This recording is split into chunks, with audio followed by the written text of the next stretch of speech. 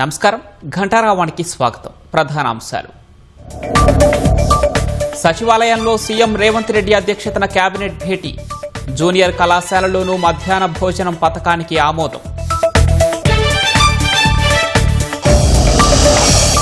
రాష్ట్ర ప్రయోజనాలపై బీఆర్ఎస్ కు పట్టింపు లేదన్న సర్కార్.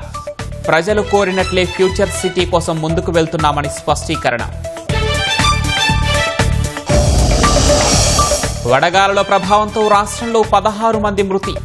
బాధిత కుటుంబాలకు 4 లక్షల పరిహారం ప్రకటించిన సర్కార్.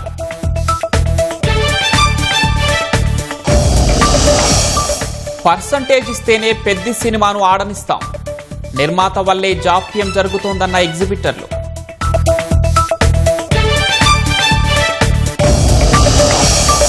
భద్రతా వాణిజ్యంపై రూబియోతో ప్రధాని మోదీ చర్చ. సుమారు గంటకు పైగా ఇరువురి నేతల మంతనాలు.